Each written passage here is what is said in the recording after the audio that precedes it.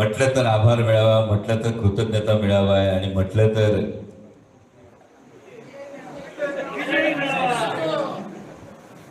तुमच्या सगळ्यांना मानाचा मुजरा करण्यासाठीचा हा मेळावा आहे. त्यासाठी उपस्थित असणारे मंचावरचे सगळेच मान्यवर, सत्यशील दादा शेरकर असतील, माऊली शेठ खंडागळे असतील, शरदरावजी लेंडे साहेब असतील, अनंतरावजी चौगुले असतील, ज्यांनी खरं तर 2 जुलैला जे काही राष्ट्रवादी काँग्रेस पक्षामध्ये जी परिस्थिती निर्माण झाली होती आणि त्यानंतर नेमकं काय आणि नेमकं कसं याच्यावरचं फार सक्षम उत्तर जे दिलं ते आमचे तुषारभाऊ थोरात असतील.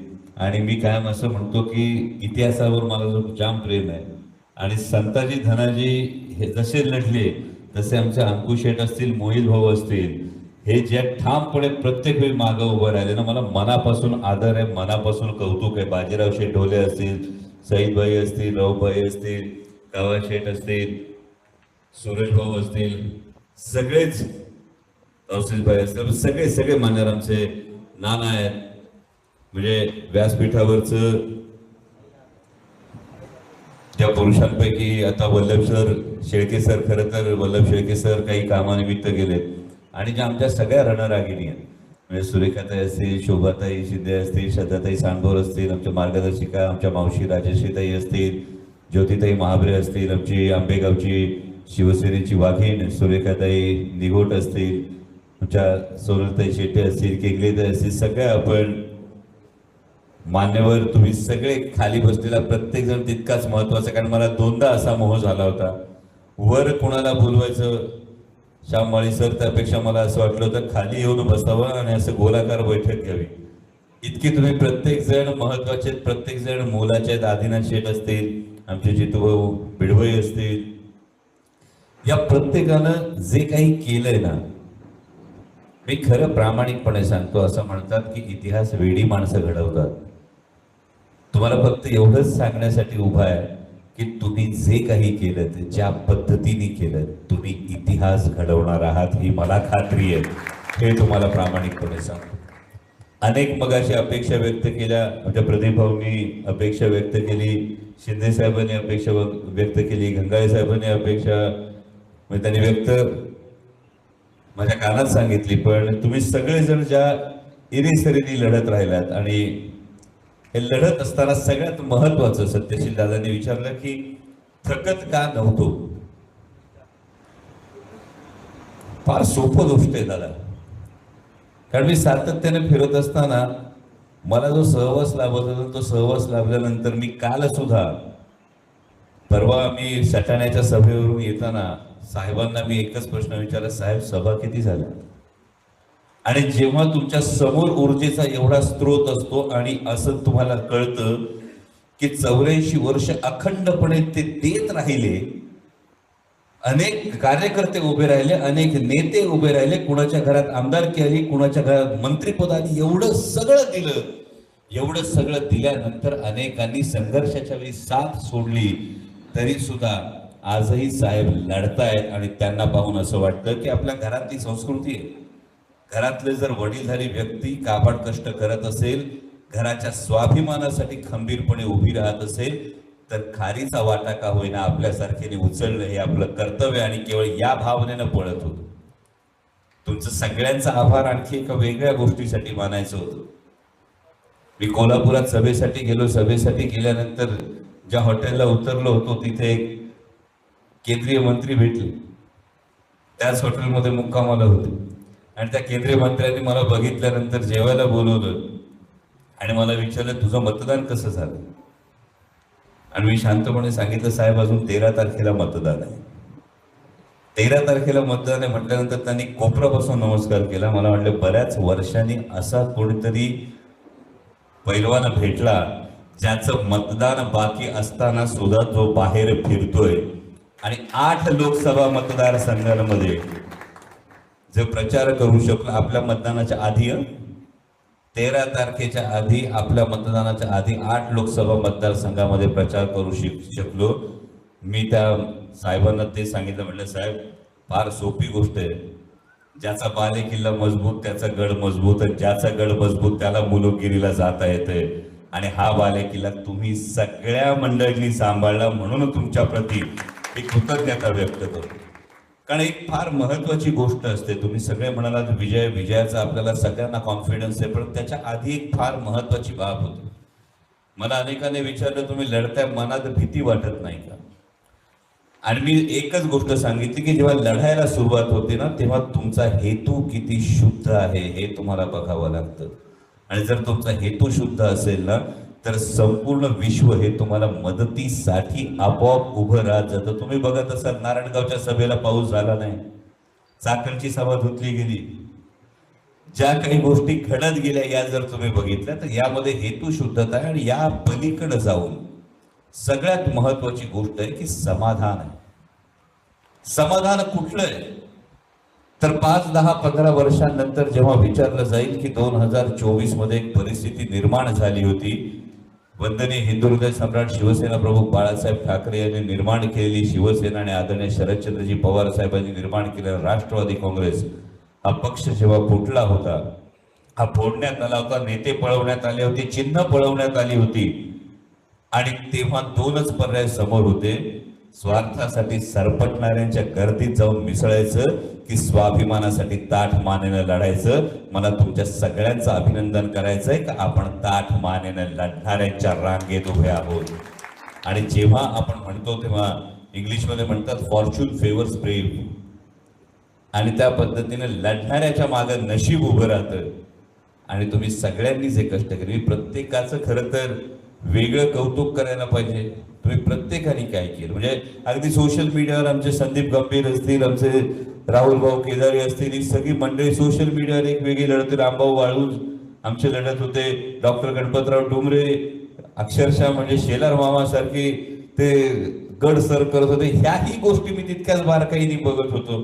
आपापल्या जिल्हा परिषद गटामध्ये प्रत्येक जण, तुम्ही प्रत्येकाने जे काम केलं होतं, महिला भगिनींनी जे काम केलं होतं, आणि हे खरोखर वाखाणण्यासारखं काम आहे. म्हणजे अनेकांवर केसेस झाल्या, अनेकांवर कारवाया झाल्या, अनेकांनी 20-20 वर्ष सोबत काम केल्यानंतर सुद्धा त्यानंतर काही लोकांच्या तक्रारी करण्यात आल्यात. या सगळ्या गोष्टी सत्यशील दादा शांतपणे पाहिल्यात. जे पुढून फटके बसले, जे मागून फटके बसले, हे सगळे फटके आपलं एकच गणित असते, आपण हिशोब लय चोख ठेवतो. आपण हिशोब लय चोख ठेवतो. आणि आता या पुढच्या सगळ्या काळामध्ये आता मात्र तुम्ही अनेकांनी ही इच्छा व्यक्त केलीत की केंद्रात सरकार येईल, आणि केंद्रात सरकार येणार ही काळ्या दगडावरची वेग आहे. आज 10 जागा राष्ट्रवादी काँग्रेस पक्ष लढत असताना 10 पैकी 8 जागा किमान लढून जिंकून येतील, ही परिस्थिती आज केवळ राष्ट्रवादी काँग्रेस पक्ष शरदचंद्र पवार या पक्षाची आहे. शिवसेना महाविकास आघाडी मिळून जर एकूण आकडा बघितला तर एक जागा जरी तुम्हाला मोजून दाखवली तरी आम्ही आधी म्हणत होतो 30 ते 35, पण आता ते 35 ते 38च्या आसपास या जागा महाविकास आघाडीच्या दिसत आहेत. म्हणजे आता सुद्धा पिंपळगाव बसवंतला जातोय, पिंपळगाव बसवंतला सभेसाठी जातोय. काल धुळ्यामध्ये सभेला होतो, त्यानंतर देवळ्यामध्ये सभा घेऊन आलोय, आणि आता पिंपळगाव बसवंतला जातोय. ती सुद्धा जागा, दिंडोरी लोकसभेची जागा सुद्धा 100% ही भास्कर भगरे सरांची येणार ही गोष्ट तिथे स्पष्ट दिसते. माढा म्हणा, सातारा म्हणा, नगर म्हणा, बारामती तर 100% आहेच. आणि या सगळ्या परिस्थितीमध्ये तुम्ही सगळ्यांनी इच्छा व्यक्त केली की केंद्राचं मंत्रिपद आलं पाहिजे, पण त्याच्याही पेक्षा महत्वाची एक गोष्ट, या सगळ्या मतदारसंघांमध्ये फिरत असताना दुसरी गोष्ट जाणवली. महाराष्ट्राला आता महाराष्ट्रातलं सरकार हे महाविकास आघाडीचं आणायचं, आणि ते आपल्यासाठी तितकीच महत्वाची गोष्ट आहे की महाविकास आघाडीचं सरकार येत्या विधानसभेला येणार आहे. आणि म्हणून आभार मेळावा, कृतज्ञता मेळावा आत्ताच घेतला. काही लोकांना काय जबाब पाहिजे, काय पाहिजे याची फार घाई झाली असं मला काही पत्रकार बांधवांनी सांगितलं. पण इतरांच्या टीकेला उत्तर देण्यापेक्षा ही जी मोठ बांधली गेली, ही मोठ बांधली जाणं आणि ही बांधून राहणं फार महत्वाचं. अनेकांनी सांगितलं आमच्याकडे लक्ष द्या. आज अतिशय जबाबदारीनं तुम्हाला सांगतो, केवळ तुमच्याकडे नाही तर माझ्या बूथवर बसलेल्या प्रत्येक बूथच्या कार्यकर्त्याकडे सुद्धा तितकंच बारकाईनं लक्ष असेल. ही मोठ तशीच राहिली पाहिजे. ही बोट प्रत्येक बूथवरची मोठ असेल आणि ही केवळ जुन्नर विधानसभेसाठी म्हणत नाही, संपूर्ण शिरूर लोकसभा मतदारसंघासाठीचा हा संपूर्ण विचार आहे. जे तुम्ही म्हणालात की महिन्यातून 2 दिवस, खरं तर चौगुले काका मी मनापासून तुमच्या या अपेक्षेबद्दलच पहिले आभार व्यक्त करीन. कारण महिन्यातून 2 दिवस यापेक्षा जास्तीत जास्त वेळ देण्याचा हा माझा स्वतःचा प्रयत्न राहील.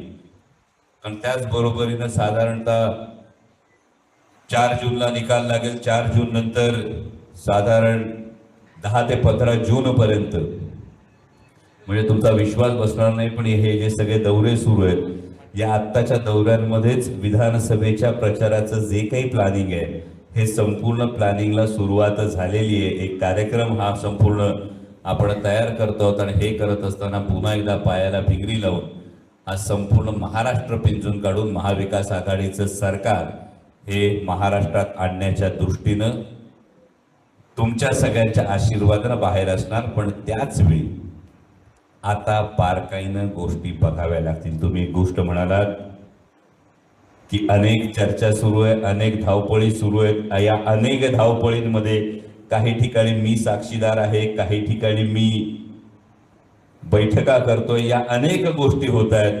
पण तुम्हाला एक खात्रीलायक सांगतो, या कितीही बैठका होत असल्या तरी जुन्नर तालुक्याविषयी निर्धास्त रहा.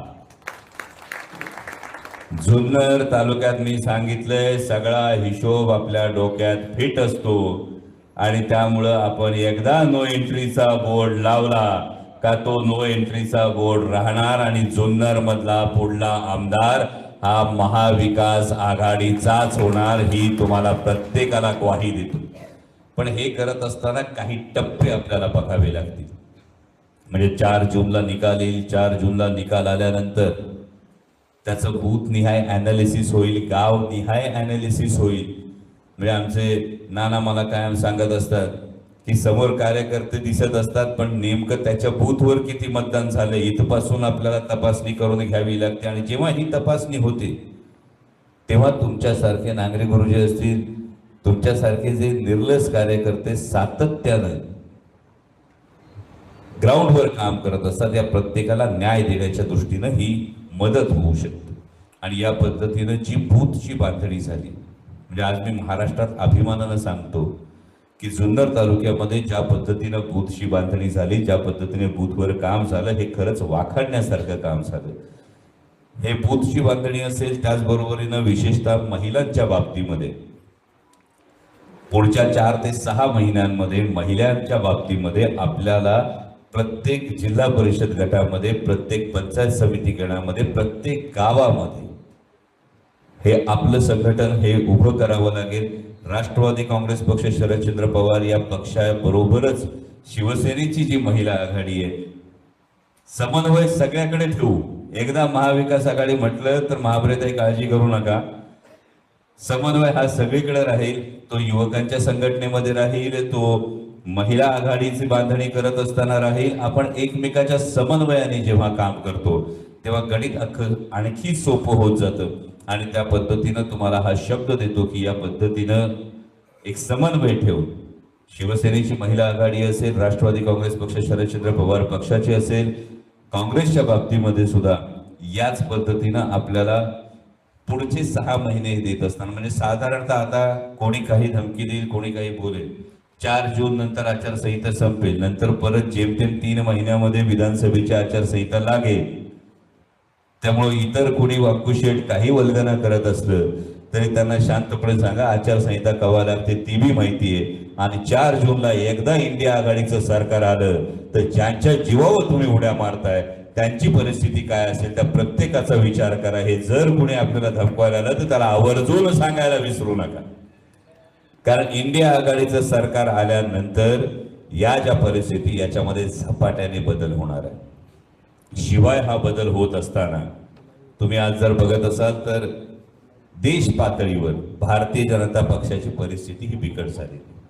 म्हणजे ज्या पंतप्रधानांनी सुरुवातीला भाषण वेगळं सुरू केलं होतं, 70 वर्षात काँग्रेसने काय केलं, त्यानंतर पंतप्रधान अचानक राहुल गांधींवर टीका करायला लागले, त्यानंतर पंतप्रधान अचानक जिथं जातीयवादी किंवा धार्मिक गोष्टींविषयी माननीय पंतप्रधानांनी बोलणं सुरू केलं, त्याच वेळी चाणाक्ष मतदारांना ओळखून घेतलं की भारतीय जनता पक्षाचं सरकार आता केंद्रात येत नाही. आणि ही जर परिस्थिती आपण बघतो, जेव्हा आम्ही म्हणतो 35 ते 38 जागा या महाविकास आघाडीच्या लोकसभेला निवडून येतील, तर आता विचार करा विधानसभेला काय होणार आहे. याचा जर आपण विचार केला तर त्यासाठी आत्तापासून आपल्याला मोर्चे बांधणी करावी लागेल. त्यामुळे तुम्हाला हीच सगळ्यांना कळकळीची विनंती आहे की गाफील कुठेही राहू नका. आणि माऊली शेठ मगाशी सत्यशील दादांनी केलं तसं शिवसेनेचं कौतुक मी खरं तर वेगळं करायची गरज नाही, पण केवळ जुन्नर नाही, अगदी आंबेगाव असू द्या, हडपसर असू द्या, शिरूर हवेली असू द्या, प्रत्येक ठिकाणी ज्या चिवट पद्धतीनं आणि ज्या ताकदीनं शिवसैनिकांना काम केलंय. शिरूर लोकसभा मतदारसंघामध्ये शिवसेनेसाठी मानाचं पान असणार ही मी तुम्हाला ग्वाही देतो. कारण जेव्हा आपण शिवजन्मभूमीचा विचार करतो तेव्हा शिवजन्मभूमीचा विचार करत असताना, महाराजांच्या आदर्शाने पुढे चालत असताना, केवळ विधानसभा नाही, खाली जिल्हा परिषदा आहेत, पंचायत समितीच्या निवडणुका या सगळ्या असतील, सहकारातल्या इथून पुढच्या निवडणुका असतील, यामध्ये महाविकास आघाडी म्हणून समोर जात असताना ज्याचं जी न्याय्य गोष्ट आहे, ज्याचं जो हक्क आहे, तो त्या न्यायानं नीरक्षीर विवेक बुद्धीनं तो न्याय देण्याचं काम हे 100% माझ्या हातून होईल. तुम्हाला सगळ्यांना मी हा मित्रत्वाच्या गावाशी मित्रत्वाच्या नात्यानं हक्क देतो की या पद्धतीनं जर कुठे कमी जास्त होत असेल तर हक्काने हाताला धरून सांगा की इथं ही आमची न्यायाची बाजू आहे आणि या न्यायाच्या बाजूमुळं हे आमचा हक्क आहे हे तुम्ही सांगा. आणि 4 तारखेला गुलाल 100% आपल्या मध्ये काहीही बातम्या येतील, मध्ये काहीही बातम्या येतील, कसलीच काळजी करू नका. मी सुरुवातीला सांगितलं होतं की छत्रपती शिवाजी महाराजांचा इतिहास फक्त सांगायचा नसतो, तो अनुभवायचा असतो. अफजल खान वधाचा जो काही प्रसंग होता, यामध्ये नेताजी पालकरांना माहीत नव्हतं मोरोपंत पिंगळ्यांना काय जबाबदारी दिली, मोरोपंत पिंगळ्यांना माहीत नव्हतं कान्होजी जेठांना काय जबाबदारी दिली, कान्होजी जेठांना माहीत नव्हतं तानाजी मालुसरेंना काय जबाबदारी दिली. शिंग कवा वाजवायचं तुतारी कधी फुंकायची ही गोष्ट व्यवस्थित माहीत होती. त्यामुळे 4 तारखेला तोफेला बत्ती दिली जाणार आणि विजयाचा गुलाल आपला असणार, याविषयी मनात शंका नाही. पुन्हा एकदा तुम्ही सगळ्यांनी जीव तोडून जे काम केलं त्याबद्दल तुमच्या प्रत्येकाचं मनापासून आभार, तुमच्या प्रत्येकाचं मनापासून ऋण व्यक्त करतो. आणि याच पद्धतीने या पुढील काळात सुद्धा ही विजयी घोडदौड महाविकास आघाडीची ही केवळ जुन्नर तालुक्यात नाही, शिरूर लोकसभा मतदारसंघात नाही, तर ही घोडदौड महाराष्ट्रात सुद्धा सुरू राहील हा विश्वास व्यक्त करतो आणि थांबतो. धन्यवाद.